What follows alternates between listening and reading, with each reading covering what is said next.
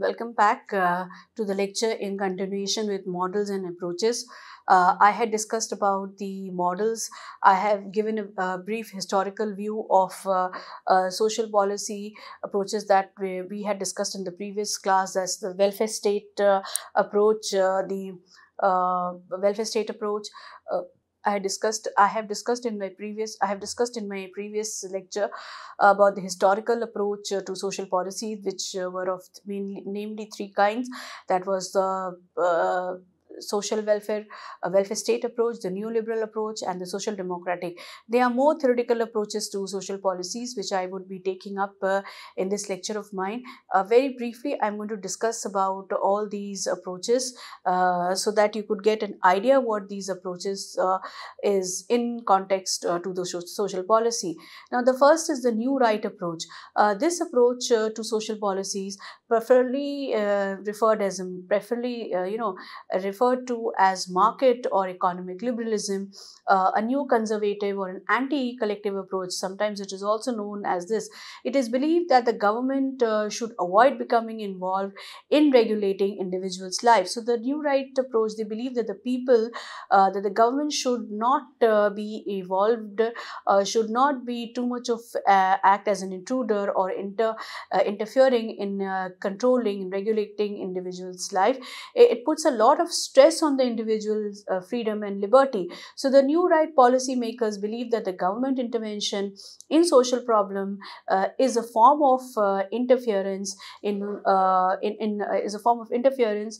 In worse problems usually prefer market solutions to social problems. So it was evident that if there are any issues, if there are problems, so there would be available market services which would be more feasible and viable to deal with these social issues.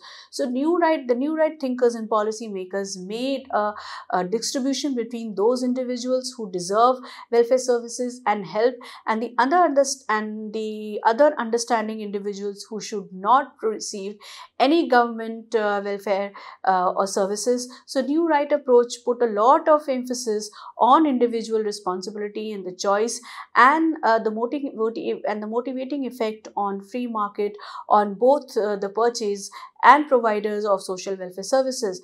New right thinkers, they tend to believe that free state that free state funded services results in inefficient and inexpensive state organizations and welfare dependency. So it creates a lot of dependency. The individual, instead of utilizing his own potential and skill, his intellect, he is completely dependent on the state to receive welfare, to receive services, to receive any kind of assistance without making any effort on its part. So they oppose the idea of state funded services and welfare system. And the social policy makers who were adopting this approach in 1980s developed policies that encouraged individuals to buy services from private providers or use voluntarily funded charitable services. Then the radical socialist approach.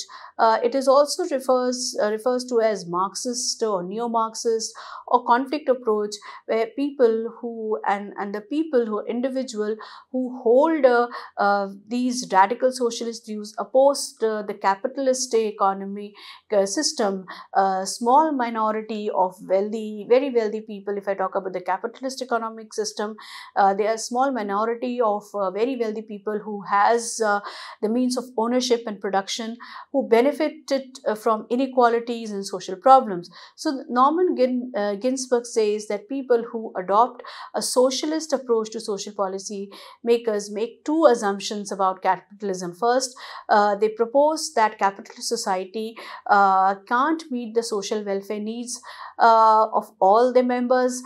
This is because capitalism is founded on and is based on the or sustains on and is founded on and sustained by competitive individualism. Secondly, capitalism sustains fundamental social inequalities and divisions that are morally unacceptable and socially debilitating. So, socialist approach tend to see people as cooperatives and, in sense, compassionate with regard to each other. The socialist also sees behavior as being shaped by social influence. So, as a consequence, it becomes important, or it is imperative to in the socialist schemes to create the kind of environment in which all people can develop and thrive. So the goal of radical socialist of the transformation of the capitalism, radical social policies would use extensive state intervention to challenge the capitalist system and capitalist class in its mission to create a new in its mission to create a new, more cooperative, support and egalitarian society. So one key goal of social policy was to redistribute wealth and resources in the society in order to achieve equality and equity and universal provision of welfare. The social approach is based on the idea that there are universal human needs, and that there is no universal and that there is also universal collective responsibility for ensuring that those needs are met. So this leads to the idea that the people have the social rights, and to the requirement that welfare services should be publicly funded in order to achieve social equality of outcomes. Then there is this feminist approach. Feminist approach shares the characteristics of viewing social issues from the perspective of women. It has been indicated earlier, and Lewis had indicated that feminist analysis of social policies was very limited prior 1970s. So there were policies, but the policies had always been there, welfare measures were there, but it was not really women-centric. These policies were not kept in mind to look into, or rather to delve deep into the women issues, or talking about women problems, creating welfare measures for them. So the particular focus on social policies which be more women centric began to appear in 1970s. And feminists are always very critical of the welfare state and the way in which these traditional policy making system were made, which was against, or rather I would not say against, but it particularly did not cater to the needs and welfare measures of the women, and it also fails to support them. A theme of many feminist analysis, they urge that social policy should have been articulated to build, they were of the opinion, many of the feminists analysis were of the opinion that social policies that have been articulated in the future, it has been based on male assumptions, on rather they have significant, about gender roles, and they have implemented patriarchal welfare state situations, had the security benefits withdrawn. So the feminists are in favor of women-centered approach to social policy making, one which deals with inequality, oppression, discrimination, and where the women should feel secure as a social group. They have certain experiences, and they are, as a group, their problems, their issues should be identified, which are, and should look for viable solutions. Like now there is policies for their women-centric policies, there are welfare measures for women, whether it is in education, whether it is employment, whether it is workplace, whether it's at home, family. So now policy makers after 1970s, they have started concentrating on women's issues and made policies and programs which would suit women's expectations and aspirations. Then anti-racist approach. Although anti-racism is not centered to the Indian subcontinent, nevertheless, anti-racism policy is anti-racism should be centered as one of the important goal for social policy. It is argued that effective social policy measures can be used in positive ways to counter individual, organizational, and societal racism, which is more prominent in the Western country. Like if we talk about recently, there was also Black Lives Matter movement, and but the word Negro has also been completely banned in most of the Western country. So the anti-racist approach to policy making, even the constitutional framework, they oppose, or rather the constitution provides safeguards to ethnic minorities or a particular racial group, where they can profess, they can practice, they can adopt, and they are free to exercise their rights as a racial, as a as a minority group or as an ethnic group. So people who seek anti-racist policy want government to recognize racism as a major social evil or a social problem. Anti-racism is an approach to combating inequalities. It is built on the notion that racism is institutionalized.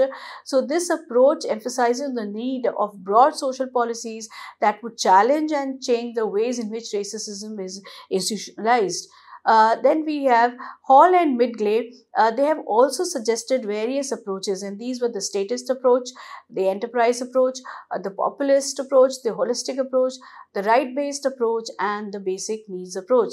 We'll be taking one by one, and very briefly going to discuss about these approaches. The statist approach. If you look into the idea of statist approach, the government should bring about significant improvement in the social conditions by introducing a range of social services to meet social needs and raise the living standards of ordinary people. Statism is inspired by collectivism or collective ideology, suggesting that the best society can grow, or the best society can thrive when people cooperate with each other in order to meet their common needs. So statism also states there has to be a feeling of brotherhood, companionship, cooperation, mutual respect, tolerance with different groups in order to support each other, in order to provide any cooperation within various groups and communities. So under the influence of the collectivism, they form a variety of associations or collectivities and share the resources for the good of all its members. So statist approach is it is based on the collective approach, where people are united, people have common needs and common expectations, people work together for a common goal and a common agenda, and the state should be in a position, be in a power to provide these, to provide welfare measures which would collectively bind people, thereby distributing the resources equally amongst all the population. The enterprise approach. The enterprise approach is based on the individualistic ideology that stresses the fundamental importance and certainty of the individual life. Its roots have been traced to the Protestant Reformation, the rise of rationalism during the Renaissance period. If you talk about the Renaissance period, 14th to 17th century European fervent period, where cultural, economic, and artistic, philosophical rebirth took place following the Middle Ages, and it promoted the rediscovery of classical philosophy, literature, and art, and the successful assertion of individual liberties.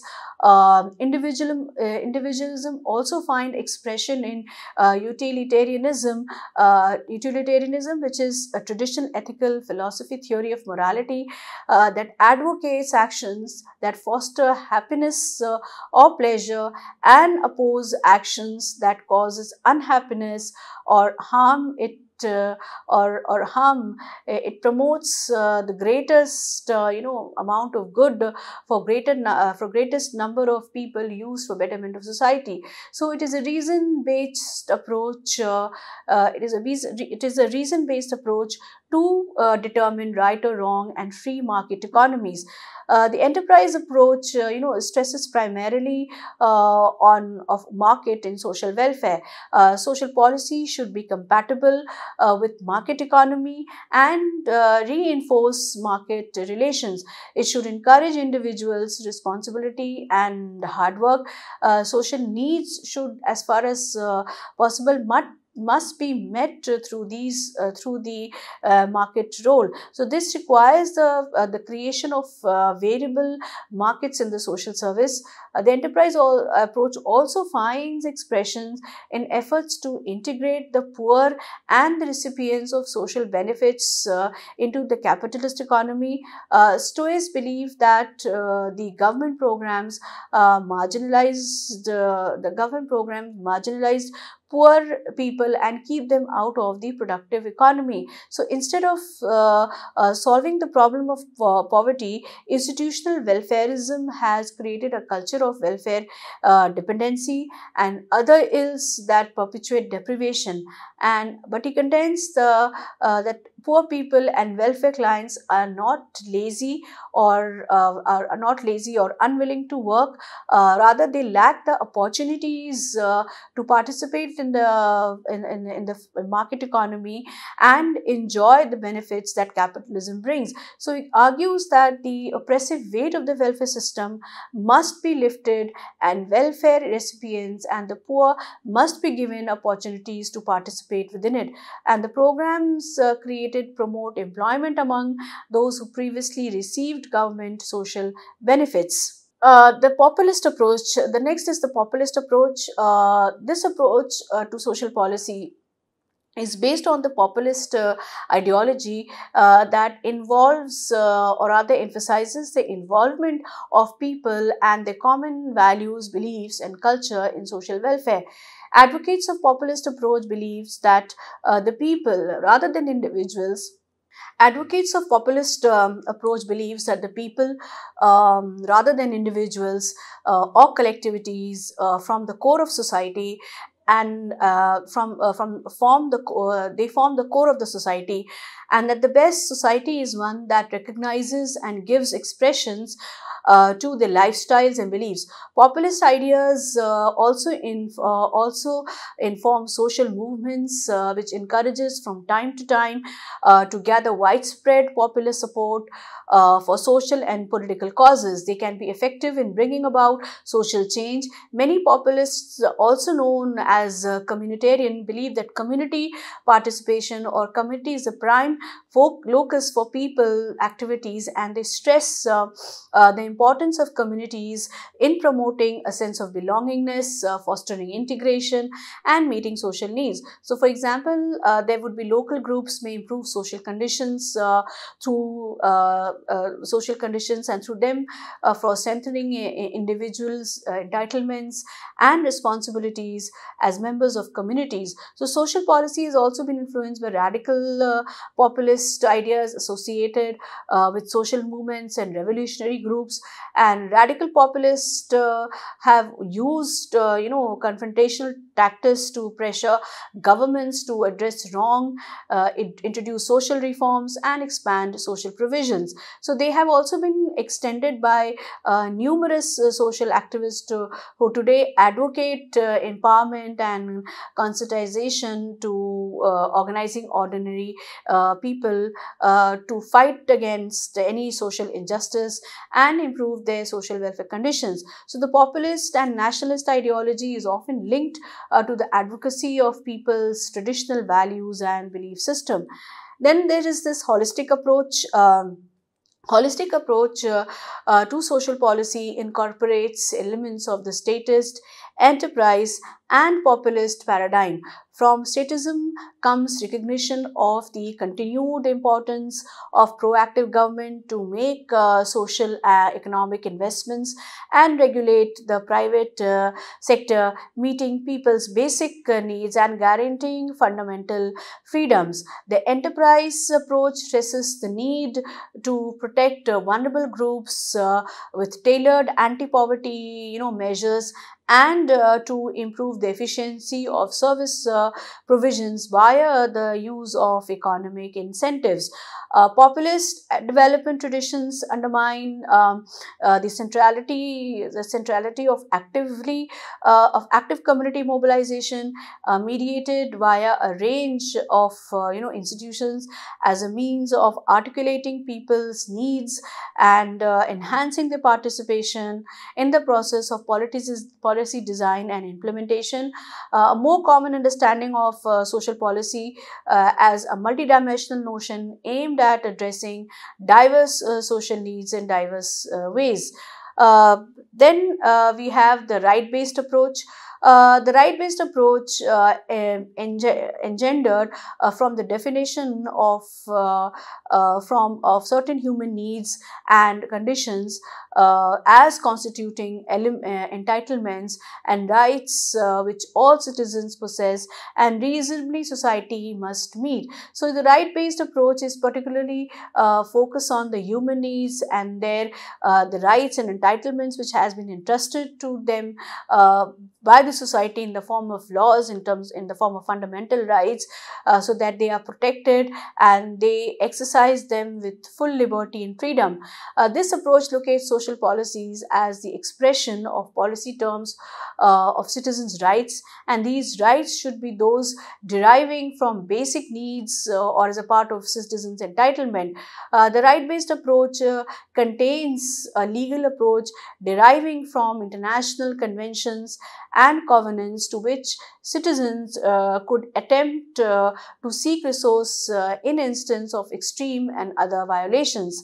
A right-based approach to social policy implies the introduction of a set of institutions and policies within a society that secure every member's reasonable access to a social minimum benefit. So in practice, a right-based approach to social policy implies introduction of a set of institutions and policies within a society that secure every member reasonable access to social benefits, and they would be incorporating, or rather the right-based approach to social policy is being incorporating the following elements, that is defining the definition and communication of rights, entitlements and standards procedures which would enable citizens to hold public policy makers and providers to account for the delivery of social policies services, the availability of mechanisms of redressal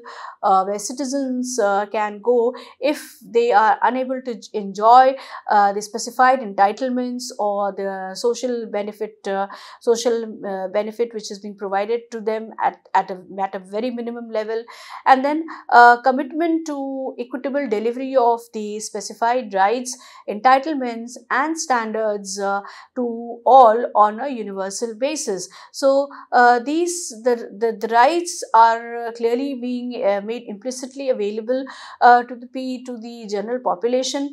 There is they not only look into the definition and a clarity that what kind of rights they have to exercise, the citizenship right, the voting rights, the fundamental rights, even the rights to hold the public policy makers accountable for the delivery of social policies. Today if you talk about people exercising right to information act, right to information act has given them that kind of accessibility to the people to look out for any such information or any such government system or bureaucratic system where they can ask for their accountability and responsibility for a particular action, or they could demand a written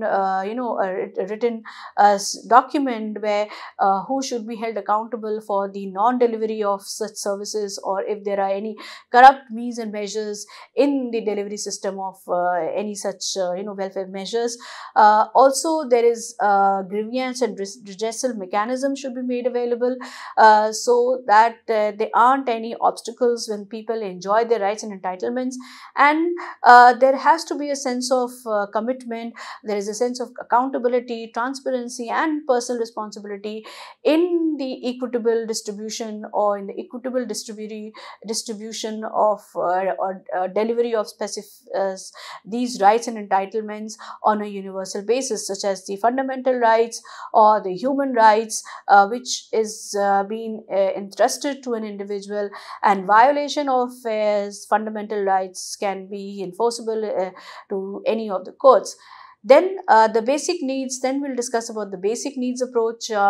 The rationale for much social policy is that it integrates the social welfare needs of a particular group. These basic needs approach to social policies aim at meeting the basic needs of the poor in any country in the shortest possible time. The basic need approach particularly looks into providing the basic needs and services, which would be food, shelter, clothing, housing, affordable housing facilities, safe drinking water. At least a minimum standard of decent living should be ensured to the most vulnerable and marginalized population in the country, to ensure that there are included, or there is an there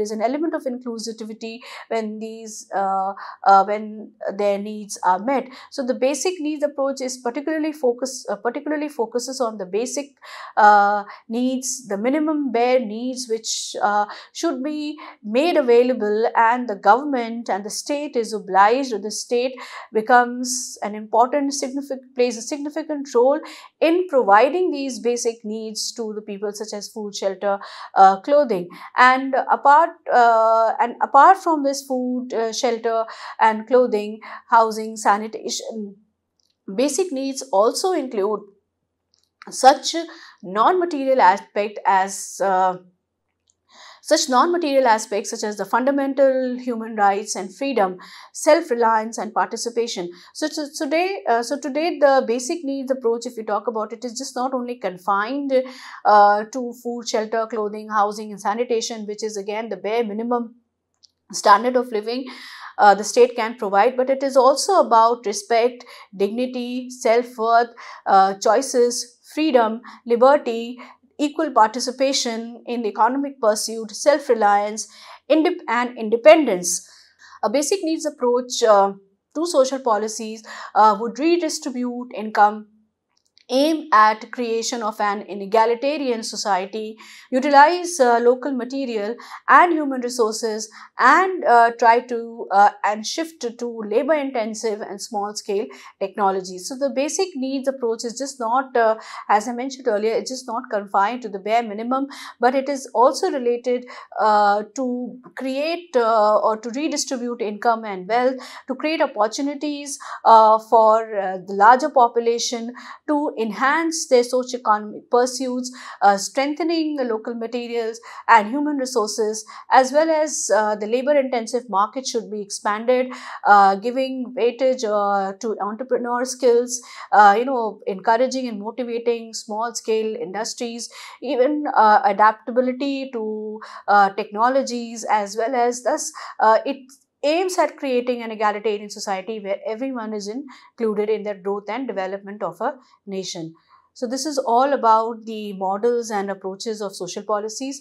I will stop my lecture for today here, and in the next class I will continue with the elements of policy environment, that what would be the socio-political environment, particularly in what ways, in what environment policies are created. That's all. Thank you everyone for today's lecture.